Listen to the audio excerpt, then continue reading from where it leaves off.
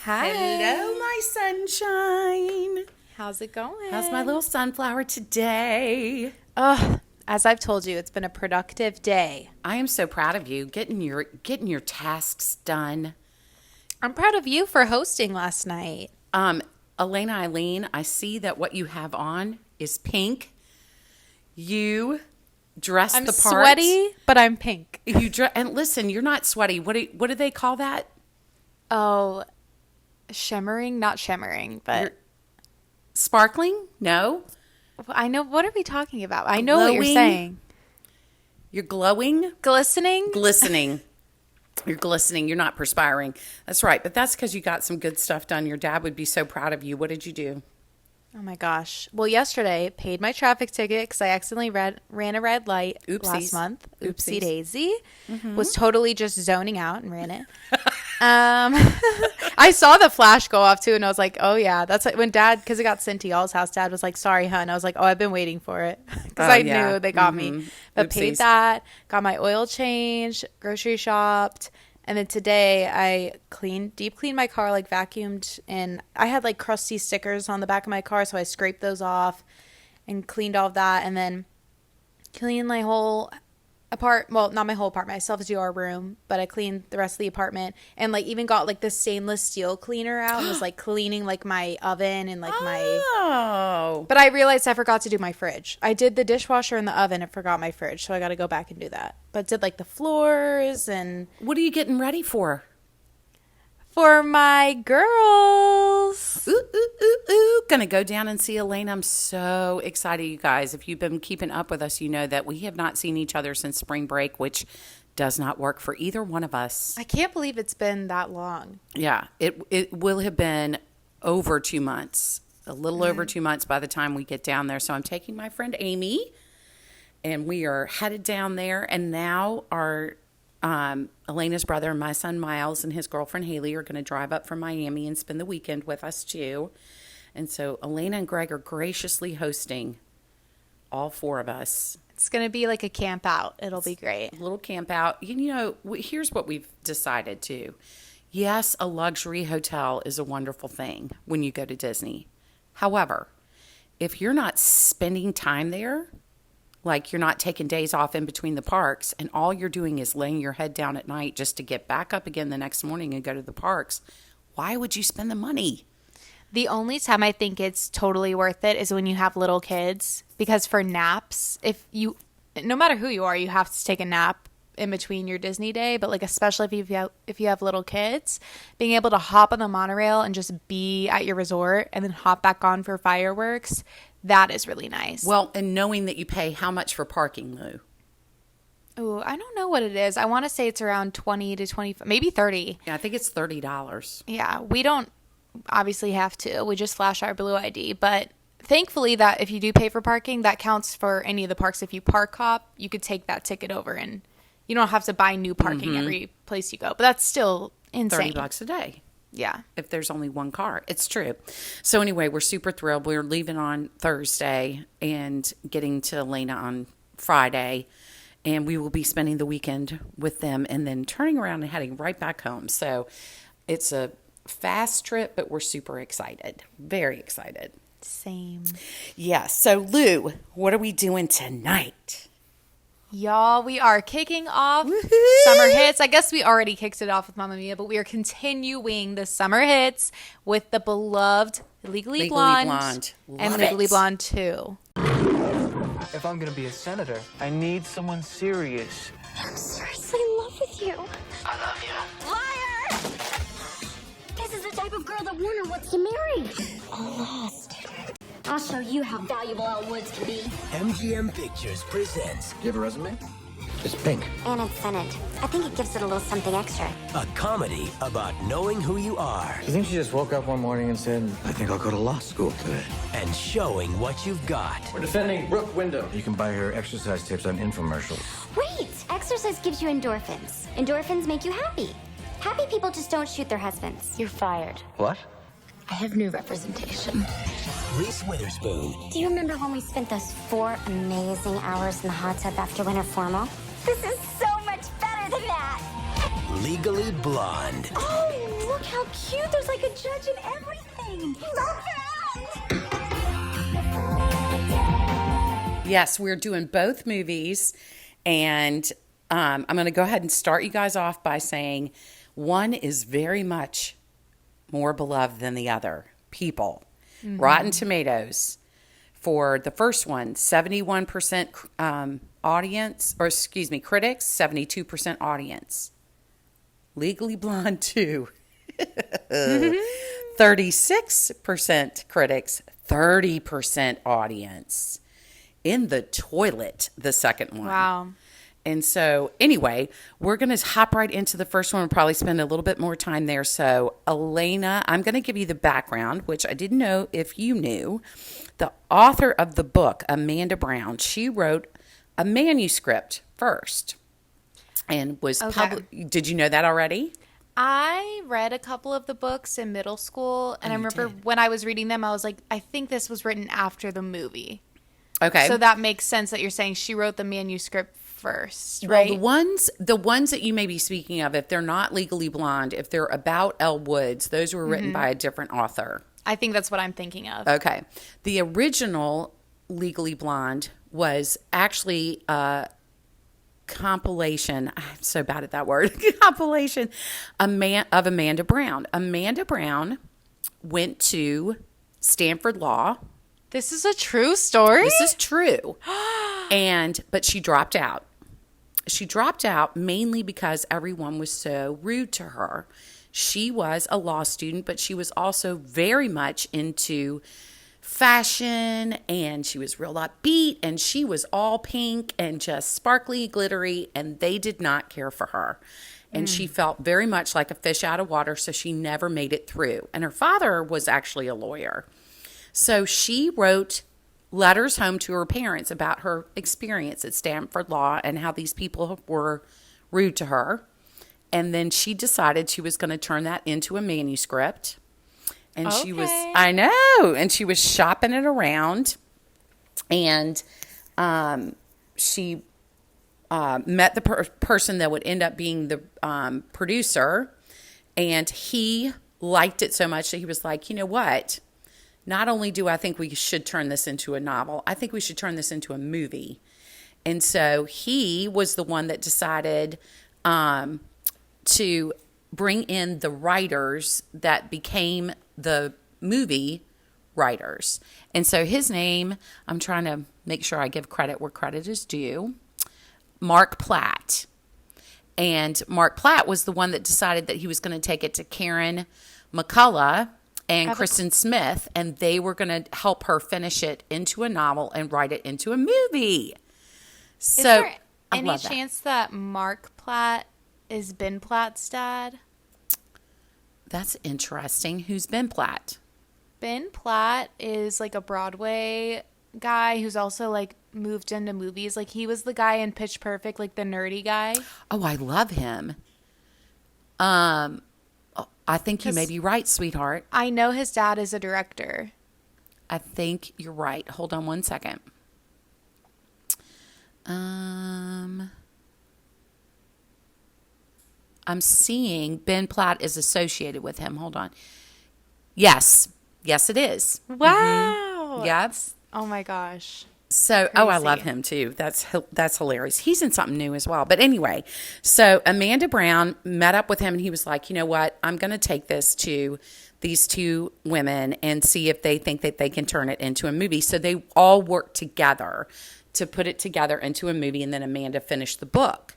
So, but Lou, get a load of this. Kristen McCullough, one of the writers, or Karen McCullough, her last name now is Lutz, but Karen McCullough, guess where she went? To school? Uh-huh. Virginia Tech? No. JMU? Yep. And guess what her major was? Marketing. It was marketing. Yeah. Isn't that hilarious? Go do. That's so cool. So she and her bestie created or helped Amanda finish the manuscript, and then they turned it into a movie.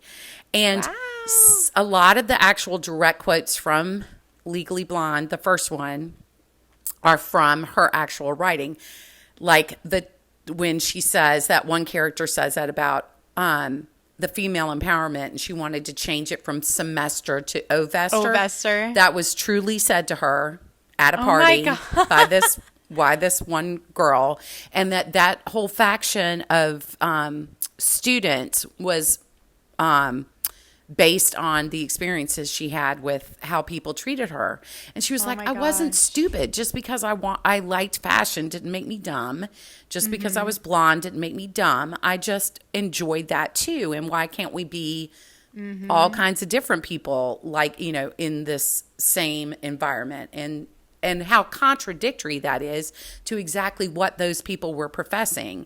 Is, you know, you shouldn't have to be stereotyped, and yet they were stereotyping her, which because her stereotype probably made them feel uncomfortable. And so it's like, well, you're except for you. Yeah, except for you. That which goes against everything that they were professing to believe in. And she and that's where Elle gets her name, is from Elle magazine. Because that's what she was reading, and why she was getting picked on is because people were like, you're so flighty, all you care about is fashion. So, that being said, that is how Legally Blonde came to be. So, Elena, I know that everyone has probably seen this movie, but I would like for you to do the summary, please. Okay. I'm going to keep it short and sweet because we know her, we love her. Little Miss Woods, Elle. Oh my gosh. When we open up in Legally Blonde 1, the original, she is the head of her sorority at like UCLA, whatever the movie version of UCLA is. UCLA, because UCLA wouldn't let them use their name. Mm-hmm. Oh, okay.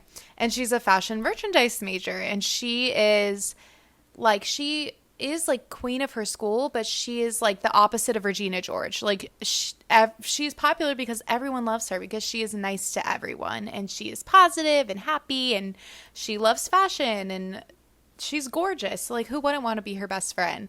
And she's dating this guy, Warner, toxic masculinity. She thinks that he's going to propose. It's like the end of their senior year.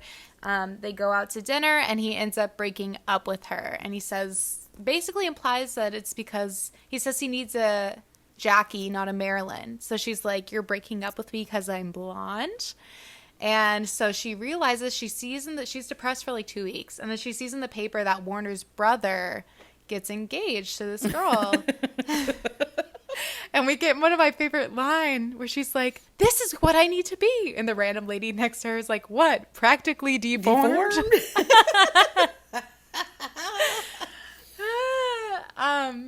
And she's like, no, I need to be a law student. And so she applies to Harvard, because this is where Warner's going, by the way. He's going to Harvard for grad school to become a lawyer. And he breaks up with her. He's like, bye. If I'm going to be a senator by the time I'm 30, I need to settle down. So she's like, okay, well, I'll be serious too. I'll go to law school too. And then he'll want me back. And so that's how we end up with, and everyone's mind blown that she's able to get in, but she's actually smart. Like Mom's saying about Amanda Brown, it's not like this girl's stupid. Being happy is not the same as being stupid. Thank you. I love that. That is absolutely right. Thank you. I got underestimated. I've gotten underestimated a lot in my life because I tend to be, not always, tend to be peppy. And so people think I'm dumb.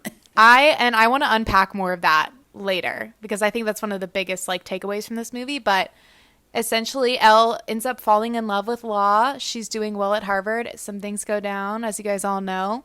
But she ends up graduating top of her class and blowing off Warner. And she wins her case. Yes. So we love to see it. She's a slay. She really is. And we're going to get more into that. I have several caveats I want to talk to you about. The case that Elena's inferring is was not originally in the original movie or in the original manuscript. And there are a lot of, and we are not going to get into the implausibility of any of this. You have to do a lot of sustaining of reality in order to just enjoy it. It's a movie. It's supposed to be fun and uplifting and joyful, and that's really what it is. But she does try a case. It's a murder case. It ends up that the client happens to be one of her sorority sisters that graduated before her, and Delta knew. And that's a common theme throughout both movies. But I'm sorry, my mind is all over the place because I watched this really cool group interview that took place over COVID because it was the 20th anniversary of Legally Blonde. And so they did a virtual cast interview, and it was so entertaining. If you guys are huge Legally Blonde fans, please look into it. It was so good. And they revealed a couple of things that I thought was really fascinating. So first off, one of the things that Reese was very emotional. She got weepy a couple of times, and she said, "This was my college. Being on the Legally Blonde set was my college," and how much she enjoyed getting to know these people. And they were like a family sorority. The girls were close, and the two gals that play her best friends, Serena and Margot. They Psychos. have remained best friends. And in real life? In real life. And I wanted to share this story with you, Lou, because I thought you'd get the biggest kick out of this. From that interview, they shared that Margot, I'm going to butcher her last name, Cauffiel. We just watched White Chicks 2 nights ago. She's in that, Do you know I've never seen it? It's so trashy, but it's so funny. That's what I think it was Alex or Miles said. I'll watch it with you. It's hilarious. And Alana Ubach. Okay, so Margot had already been cast. The blonde had already been cast. And they were bringing in the Serenas to read with her. And Alana was in the bathroom, and Jessica came in, and she said to her, "Are you playing Margot?" And she's like, "Yeah." And she goes, "I'm reading with you." And she was like, "I really need this job. I don't have my rent for next month." And so they worked out. They spent 5 minutes working out how they were going to audition together to make sure that she would get it. Aww. Isn't that so cool? And then they remain best friends ever since. Wow. So cool. So great. So that's how those two came to be. And I think those were the two main things I wanted to make sure that I told you from that interview, because it was really cute. So they go on. Oh, I know what else. So Serena, when they do, after Warner dumps Elle and she's in this depression, they go to get manicures and pedicures to get her mind off of it. And Serena is sitting there at the station getting a manicure, and she's speaking in Vietnamese, and that was all her idea, the actress's idea. She was like, wouldn't it make sense that if these girls go all the time, that she has developed this relationship with her manicurist and can now speak Vietnamese? And so she sat down with the lady that plays that actress that played the manicurist, and said, "Teach me some stuff in Vietnamese, and I'm going to go to the director and see if I can't convince him that this would be funny." Isn't that cool? Oh my God, that's so clever. Like that stuff, like jokes like that in this movie are what make it so amazing. Yes, absolutely. And so those kind of moments, you're like, I love that it wasn't the actual writers that came up with it, that the actors and actresses were so ingrained in it. And then Jennifer Coolidge said that she didn't realize that people were remaining in character in between scenes. Oh. And she was like, I don't understand why everybody like, what's going on?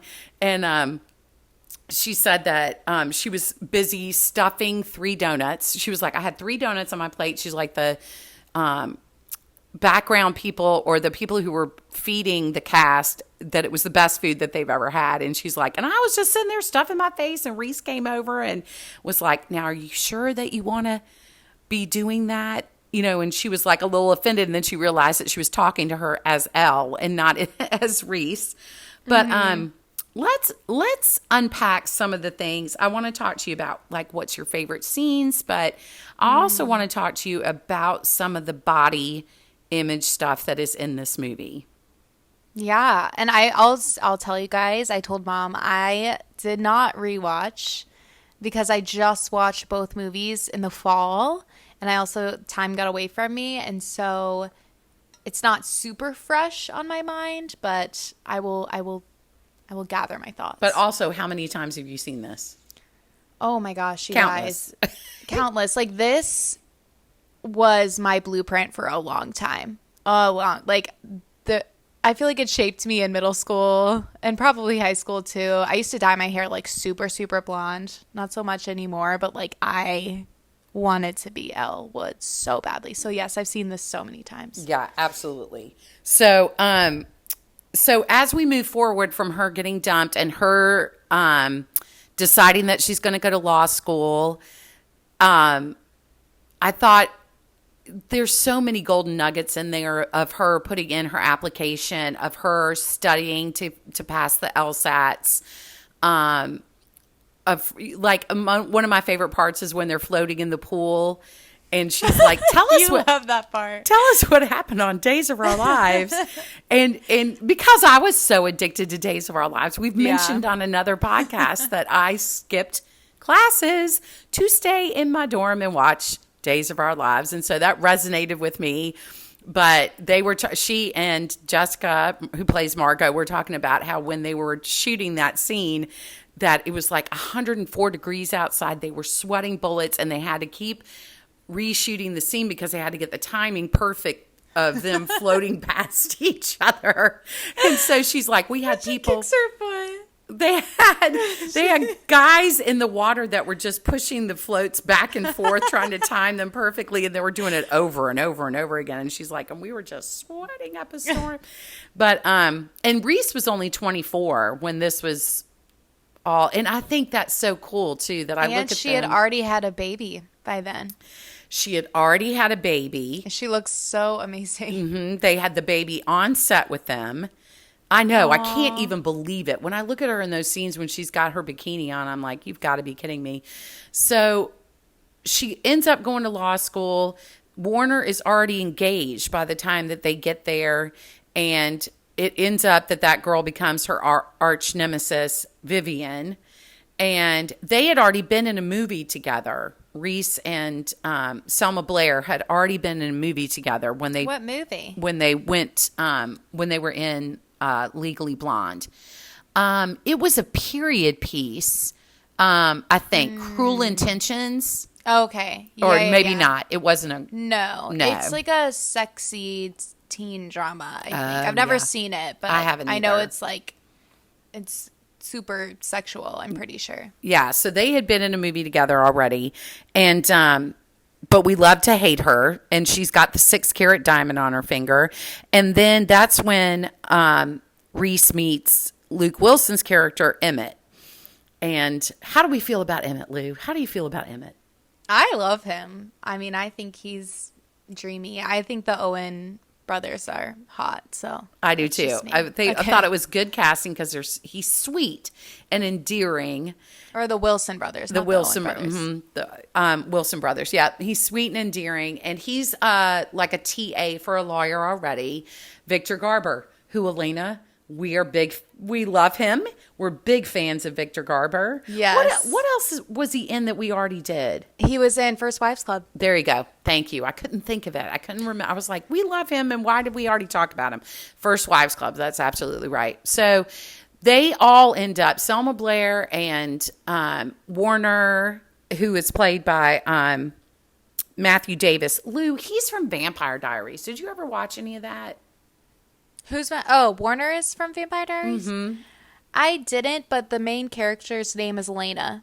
So everyone told me to watch it, but I never did. But like Megan was like super into it. Yeah. And Audrey. It had like a big following. I remember that. But yeah. And he shows up on that interview too, that reunion interview, and he was so complimentary of Reese. He was like, you were so positive and so you just led with such grace, and you're why everybody had such a wonderful time on set. And he's also the main love interest in Blue Crush, which I just made Craig watch a month ago. He was like, what is this? I was like, shh. Just pretend you're 16. Don't talk to me. I'm in my zone right now. I'm in my 16-year-old zone. that he said, and so he was saying that about her being so positive, and how honored he felt that he got to even be a part of the movie, and that he didn't really even know her until that first scene that they shot together. That was the first scene they shot for the whole movie, was the breakup scene. Oh my God. And that they didn't prep him for the fact that she was going to start scream crying in the restaurant, because they wanted his natural reaction to it. I thought he did a brilliant job. Yeah, but I think he plays a good bad guy. He really does, because you a little bit feel sorry for him. There's one scene that makes me incredibly uncomfortable. I hate it when she shows up to that party in that bunny costume. Why does that make you uncomfortable? I feel so sorry for her. I'm like, that was so horrible, so vindictive. At least she looks good. Yeah, she looks amazing. It's not a problem, but I'm like, oh, I just hate that. I know I'm bouncing around all over the place, but I love how they introduced Jennifer Coolidge. The writers had decided that they needed to have a subplot, and that they were going to make Jennifer Coolidge finding a love interest being the subplot. Mm-hmm. But we love her. Yeah. She just is, she's an icon, right? And I love their relationship. I think it brings humanity, like it brings a level of, you don't have to be a rich, I live in Bel Air and I can afford to go to Harvard Law person to be sucked into the story. Mm-hmm. I think Jennifer Coolidge's character brings another level into that. Would you agree to that? Yeah, I feel like Elle like Queer Eyes her, where she like gives her the confidence, and she's like, no, you got all the, what did she say? You've got all the right parts. You just need to use the instruction manual or something like that. Yeah, something like that. And that's when she teaches her the bend and snap, which actually was born out of a drunken night of the writers had gone out, and they were like, we need something. It needs something. And Karen Smith, one of the writers, was like, came up with it on the spot at this bar where they had been drinking, and that's how it came from. And it was I want to work on this movie. I want to go back in time and be like one of the writers on this movie. And she said that it was originally it was a full dance routine, a full musical number, and then they pared it back a little bit because they were like, it doesn't make sense to have one musical number. But born out of that was Legally Blonde the musical. Yeah, I was going to say, are we going to talk about that? Yeah, so that's 2007. And did you ever see it? I never saw it live, but I've seen it. Like, I've watched it in its entirety via YouTube. And I watched, and I know you watched, the MTV, like, Finding Elle Woods or whatever it is. Yes. It's kind of like Dallas Cowboy Cheerleaders, but Broadway. Yes, exactly. And that's exactly right, because it came off of, that's how I ended up watching it, was because I was watching the Dallas Cowboy Cheerleaders one. Mm-hmm. And then at one of my theater like competitions I went to, there was someone who spoke, like one of the speakers. He worked on that show, the Elle Woods, like Finding Elle Woods show, and he like told us about like, he was like, oh yeah, they dramatized it, like, I don't know. He told us about some scene where they like changed everything and made it look dramatic. Like they wouldn't let people eat or something like that. Oh, yeah. That makes he worked sense. on that show, which is cool. That makes sense. So, yeah. And it was very popular. The musical was really popular. And the girl that played Elle, the original girl that played Elle, won for her role. And that's cool. Mm-hmm. I listen to that soundtrack when I need like pumping up, like, the song where she finds out like a name up on that list, or so it's called So Much Better. Maybe she's what you prefer, but hey, last year I was her. Maybe you will change your mind, but you might look up to find I've gone on to better things, better jobs, or bigger rings. I don't have the time to cry. I'm too busy loving my name up on that list. Kind of a cool, ironic twist. Who else can I tell? Wait, where's my cell? Mom will fall on the floor. Hey, Mom, look at my name in black and white. Your daughter's doing something right. I feel so much better. I'll be there on Monday, 9 o'clock, and we will see who wants to go on.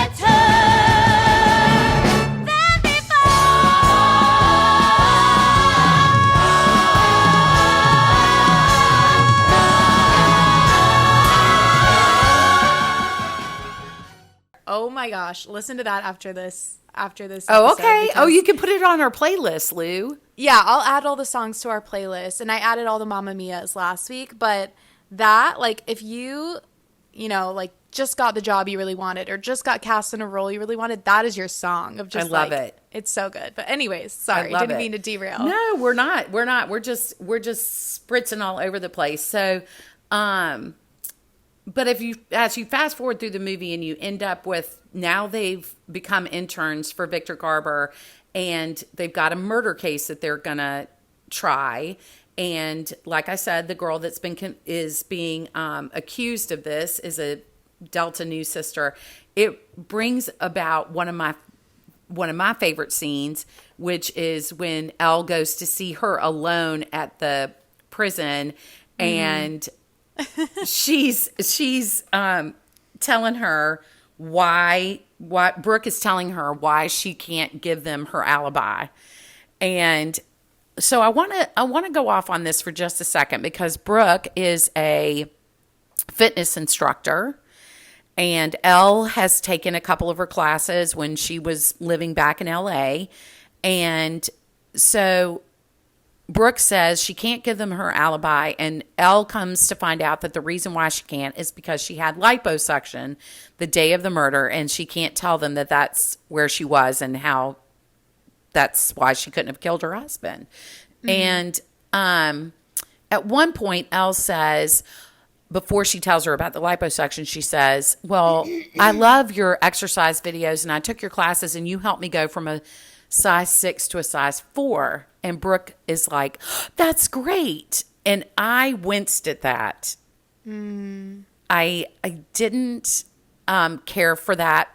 Although I will say that later on, Victor Garber is saying something ugly about Brooke, and Elle, or maybe it was Emmett, says something condescending in the car, and she says Brooke would never shame anyone for their size.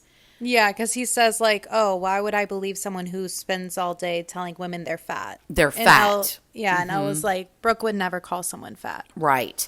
And so that part is said, but I still winced at the 6 to 4. And I think maybe I wouldn't have been bothered by it if she had said, you helped me drop 2 sizes. For some reason, the 6 to 4 thing really hurt. I see what you're saying. Yeah. I totally get that, because I think for sure, like, this movie and a lot of movies in our genre, like, kind of, especially the ones we focus on that are like early 2000s, late 90s, like, focus a lot on like the diet culture and like perpetuating the idea that like pretty girls are this size or whatever. And so I feel like this movie is like on the cusp of like trying to be like open-minded and trying, like, with that line about like, well, Brooke would never call someone fat, like, I feel like they were trying to be empowering, but like there still were moments like that where that definitely didn't age well. And I totally agree. I would have loved if it had just been, you helped me drop 2 sizes, Right. instead of the number, because I've also, when I listen to Sleepover Cinema, they talk a lot about like this same issue in these types of movies in this era.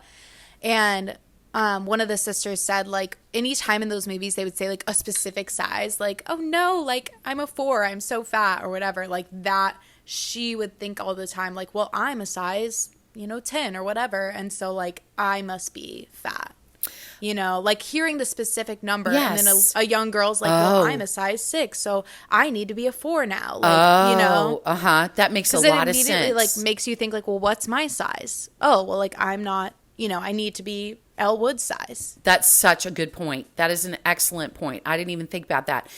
Because another one that does it is Devil Wears Prada.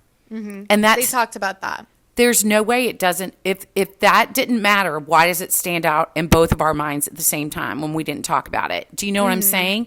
And which, by the way, it just made me realize we should 1000% do Devil Wears Prada. Yeah, this summer. We've never even talked about doing that, and what a fabulous movie to do.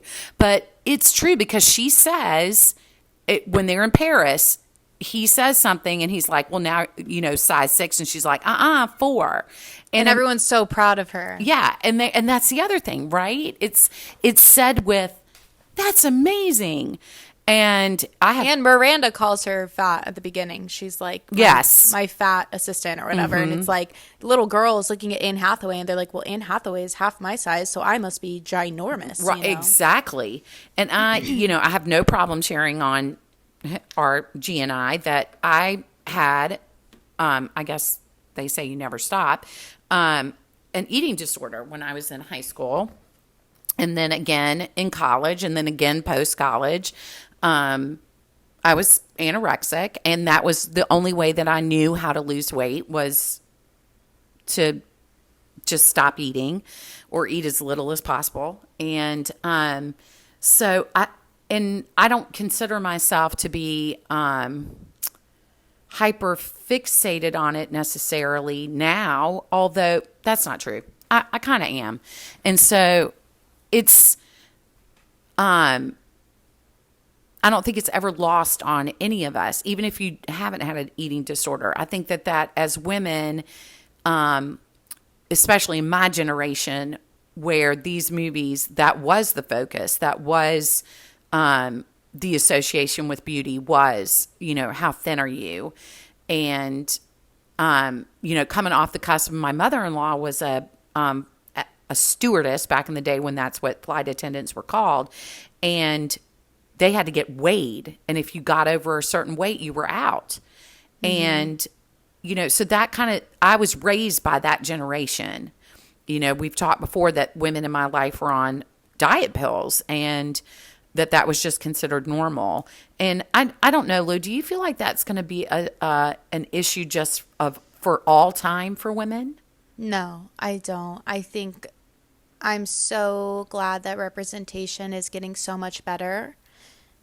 We still have a long way to go, but even just like with like representation in all different areas. So like even with like the Little Mermaid coming out, and like I see on TikTok all the time, like videos of little black girls reacting to the Little Mermaid trailer and like tears in their eyes, like so excited. Like so many of the videos I've seen, the girls are like, she looks like me, and that's like seeing someone who looks like you, whether it's your skin tone, your gender, your body type, playing an empowering role. It's like, oh, I can be the pretty one. I can be the successful one. And so I think the more representation we get, the less you're going to see mindsets like that. But I still think we have a long way to go. And I think it starts in the home too. And so Greg gets on me all the time. He's like, stop picking at yourself. Stop saying this or that, like that you're double chin or whatever. Like sometimes I like to hold my cortisol belly because it looks like I'm pregnant. And he's like, you need to stop, because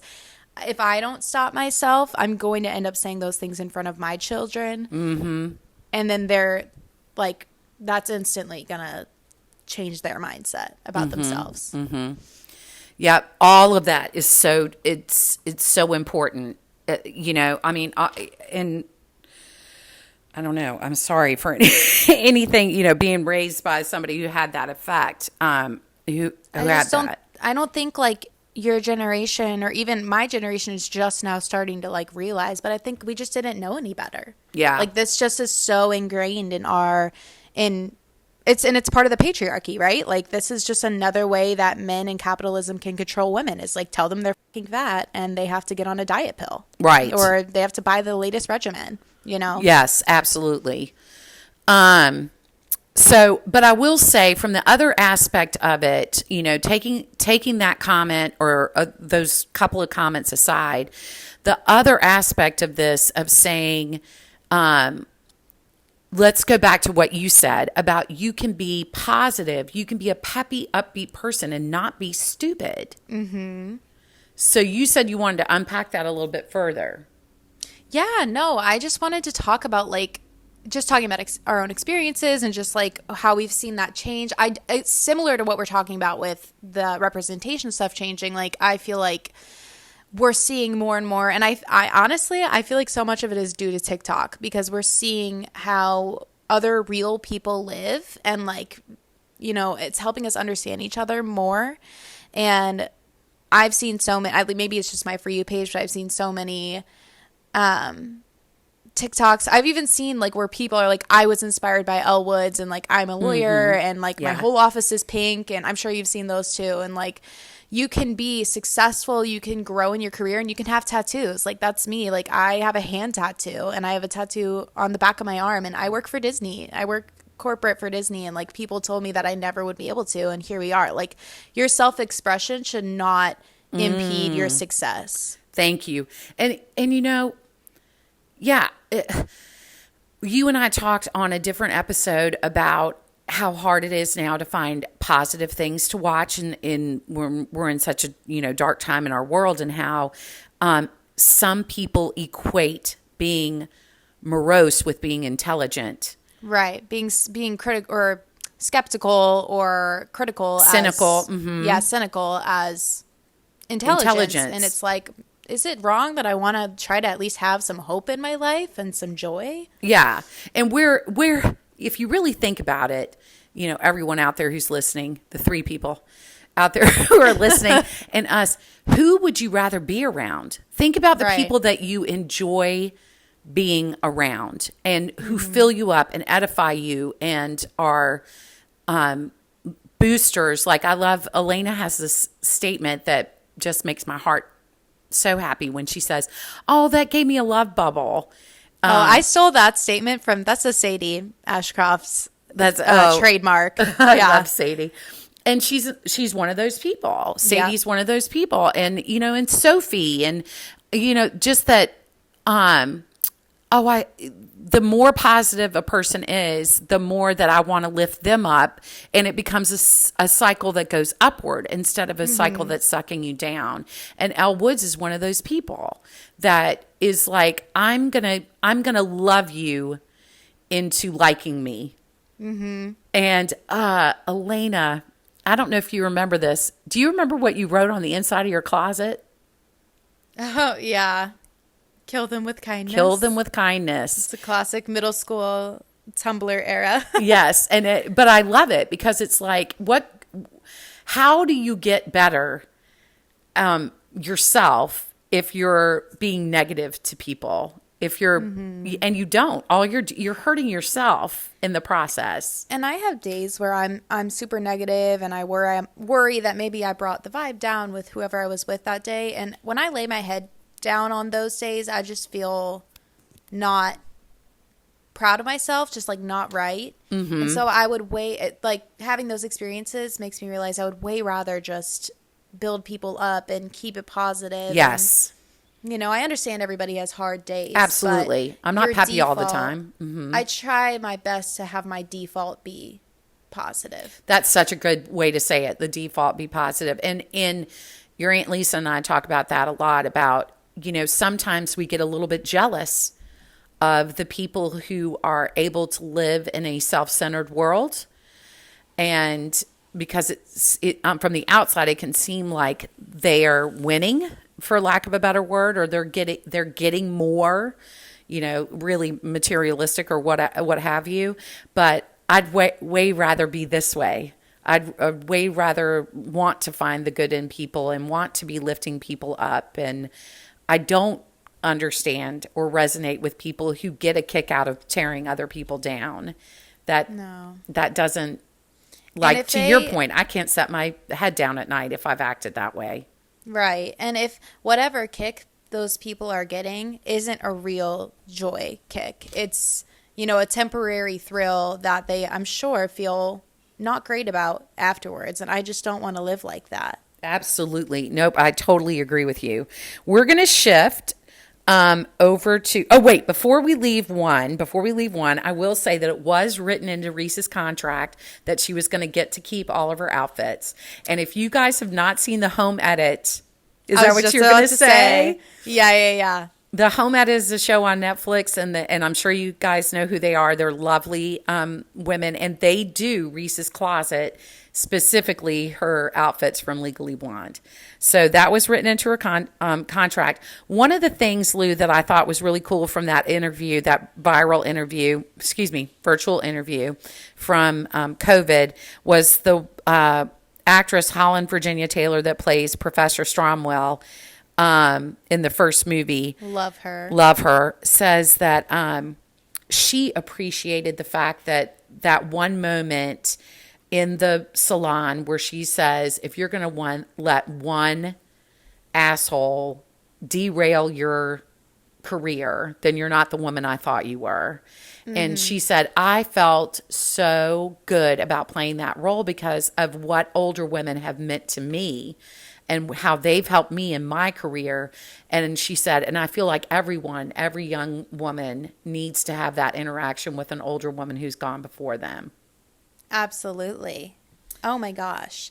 I feel like I know some people who it doesn't seem like they have that older, wiser woman in their life, and I feel like it makes all the difference. Because if you're spending time with someone like that, then I feel like that's why I'm such an old soul, is because I spent time with you and grandma and Nani and Aunt Lisa, like women of different generations that have learned a thing or two. I love that. Yeah, so that was a really cool one out of that one. So I'm trying to see if there's anything else that I missed from that interview. Okay, let's move on to 2. Oh, before I leave 1, let me just say that the budget was only $18 million and it brought in $141.7 million. Woo! Get that bag, girls. You gotta love it. You gotta love that. And I will say, one of my favorite scenes is the setup of the first one, when she goes to shop for her outfit for the dinner with Warner, and that horrible sales lady. It's kind of reminiscent of Pretty Woman. Yeah. You know, like, don't be condescending to me because, I actually know more than what you think. And I think it sets up the rest of the movie so beautifully. And she serves her, and it's very lawyer-like the way she gets her, because she's like, oh, you mean this? Like, asks her a question exactly. first. Then she's like, yeah. She's like checking to make sure that she's trying to screw with her. And then she's like, yeah, if you're trying to sell it to me at full price, I know this was in last year's Vogue. Right, exactly. Like, get her, girl. Same thing with the product. Don't you be tapping your product, second year, your last season Prada shoes at me, honey. And she's like, oh, I love her face too when she realizes. She's like, they're not last season. And then she's like, wait. And and they said that in the critics' reviews of both movies, they're like, Reese is the only thing pulling this off. The second one, Reese is the only reason why the second one did what it did. So its budget was $45 million. It still came in at $125. It still did well, even though the critics' reviews and the audience reviews were worse than the critics. I want to know how you feel about 2. Where would you rate it? I don't know what I would rate it. I remember seeing it and feeling like a little like disappointed, just because I felt like the storyline wasn't super strong. Okay.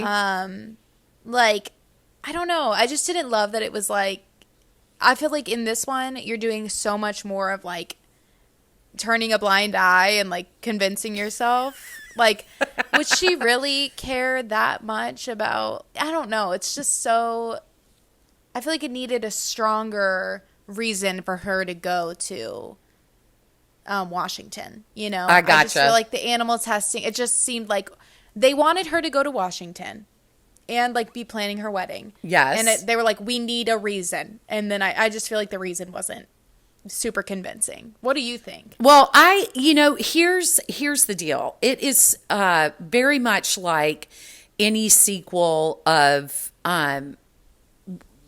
mainly in my mind, the women's movies, maybe except for Mamma Mia, that the more I watch it, the more I love it. Now, the first time I saw it, I was disappointed. Like, I will say that about Father of the Bride Part 2. Really? Yes. The first time I watched it, I was disappointed. Why were you disappointed? I don't know. I felt like it was a little too forced, I guess is a good way to say it. Like you're saying, they had to find a way, and then they tried to put square peg into a round hole and jammed it in there so that they could make the second movie. Sort of like how I feel about You've Got Mail, even though it's not a continuation. It's sort of how I feel about Runaway Bride, even though it's not a continuation, that it's like we're trying so hard. Recreate this magic that they had with like the OG. Exactly. And it's not. But now when I watch it, first off, you got Bob Newhart playing the doorman. You cannot get more classically funny, naturally funny. That man is, your dad and I have taken to watching the Bob Newhart show at night before we go to bed to calm our minds down. Because we just, he's so endearing. He's so loving. He's so wonderful. And then you've got Sally Field. Who does she remind you of, Elena? Grandma. She's 100% my mom. Yeah. She looks like in my every mom. movie, like she's like her in So Magnolias too. She just is. She's my mother, and even though she's a conniving person in this movie, I just want to curl up in her lap. When she's being sweet, it's like, oh, it's grandma. I'm like, I miss my mom. Can I sit with you?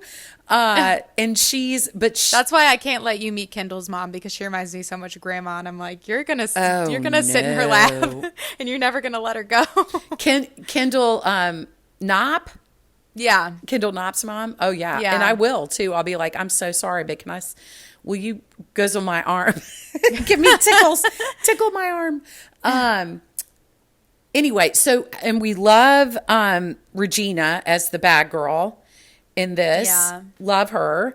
It's got such a good cast that you're like, the first time you see it, if you are disappointed, you're like, what is bothering me about this?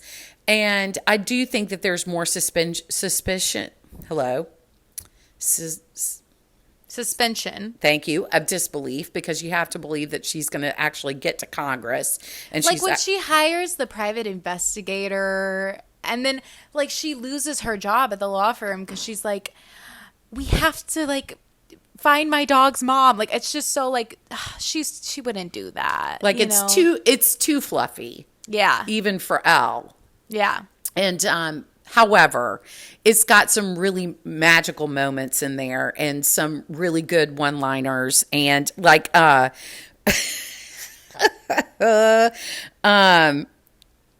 love like Jennifer Coolidge goes, snow globes. I love snow globes. I can hear the ocean. I mean, I think the best thing to come out of that movie was, you look like the 4th of July. Makes you want a hot dog real bad.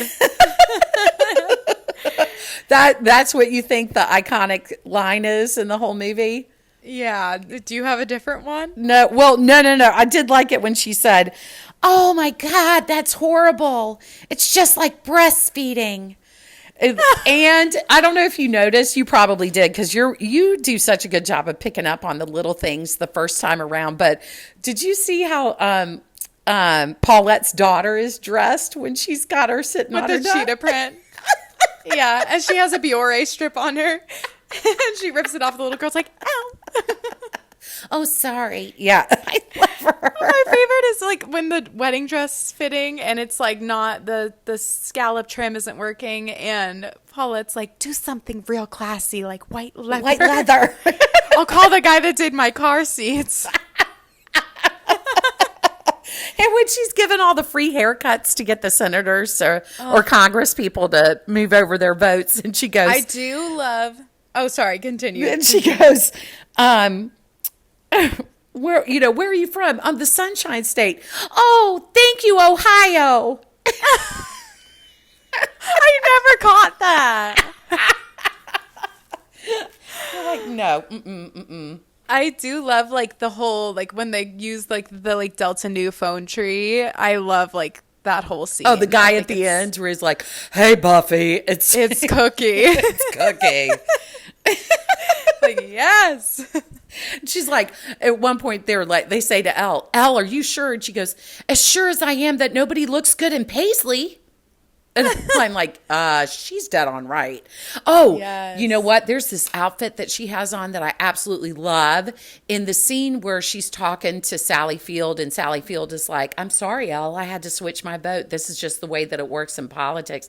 And Elle has on this T-shirt that's got a big gold glittery cross on it, and she's got layers of pearls on over top of it. I was like, oh my God, I love And that outfit. the pearls are like tied together by a bow. I love like it. a pink bow. I love that whole outfit. By the way, Jimmy Choo created 63 pairs of exclusive shoes for this movie.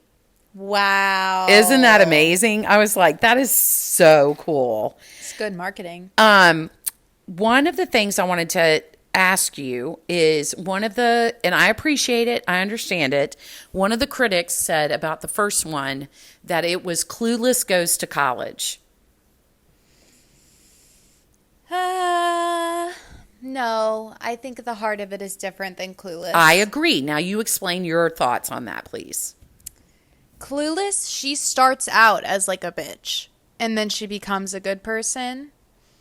Like, Elle has always been good-hearted. She just learned to believe in herself.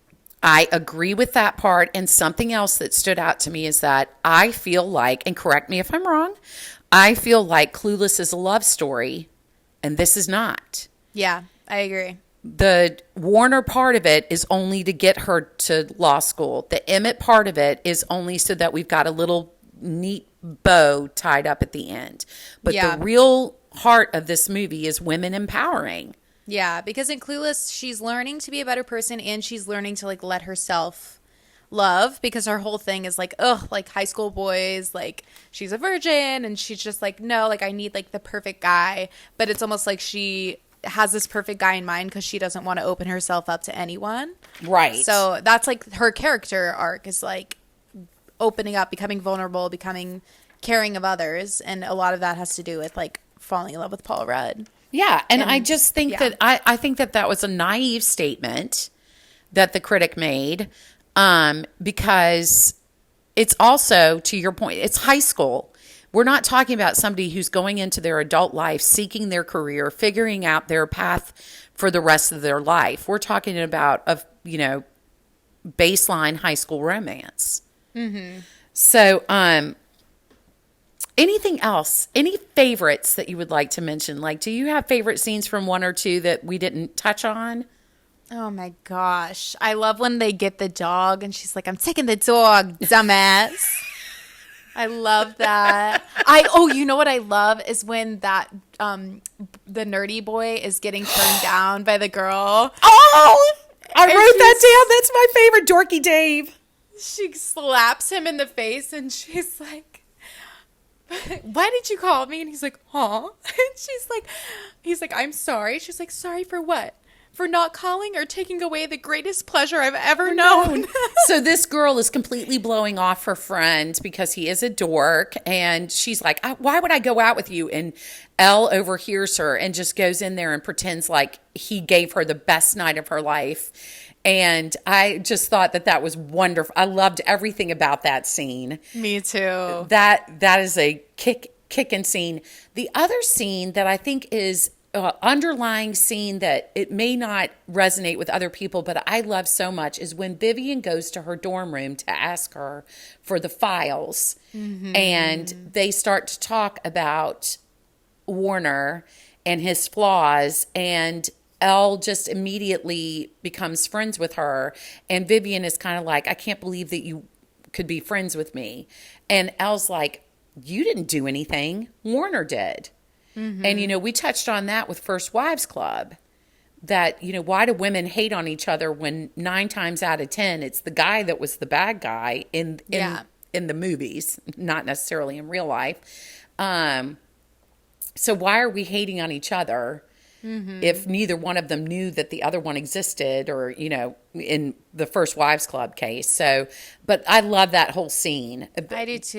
And they talked about it in the interviews that I saw, about that this really is about women lifting each other up. And so yet again, another perfect G&I.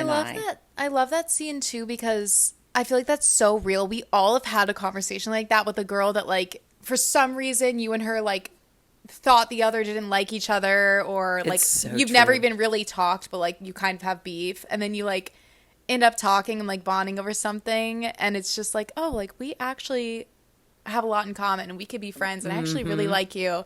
I actually feel like I had a lot of friendships like that in high school. Like me and Sophie like randomly didn't like each other in high school, and then we ended up like, you know, someone just like brings up a certain topic and it's like, oh yeah, and then you're like, wait, I like you. And so I just feel like that's so real. I do too. A lot of it, I think, has, even though it's over the top and campy at points, it has a lot of real heart in it. And I think that's why I like the second one too, because of Regina and Elle, and them realizing there's a middle person here that's trying to keep us at odds. And I think that happens, unfortunately, a lot in real life, where there's a third party that has misinterpreted information to somebody. And so you have a, like, to use your word, you have a beef with somebody. You don't even realize that those conversations never took place, or it was taken out of context. And how much we need to communicate one-on-one with people and not in between other people, because a lot is lost in translation. Yeah. So that's a takeaway from the second one. Anyway, that is Legally Blonde, people. Lou, I love the idea of Devil Wears Prada. I really do. I don't know how we're going to fit that in, because last time we talked about Beaches, Lizzie McGuire with Aquamarine, Parent Trap, Nancy Meyer, and Father of the Bride. So what do you want to do next, my love? Are we going to do Beaches? All right, okay. We'll do Beaches next. It's time. Like, we haven't done Holy Hannah. Have we done like a sad one yet? Honey, I don't think so. Because we're going to have to do Steel Magnolias too at some We are. point. I'm not there yet. I know. I'm not ready yet. I'm thinking like that's a fall Christmas time. What a good idea. Okay, Yeah. we'll do that. All right, we'll bite off Beaches next time. Whew, grab the tissues, guys. Grab the If you haven't tissues. seen it, if there's any young people listening, go watch it. Your life is gonna be changed. Your brain chemistry will be altered. It's worth it. Even though it's sad, it is a worthy movie. So get prepped for the next one. Watch Beaches. Elena, I get to see you I'm going to count today is gone and Friday is not counting. So I see you in 4 days. Yay! Don't you dare do any more prep work around that house. You just know that we're just going to come in and invade. We're just going to trash it anyway. So don't you worry about us. Come in. Okay. All right, baby. I love you. All right. I got to go. I'm about to pee my pants. All right. I'll talk to you later. I love you. Bye. Love you. Girls Night.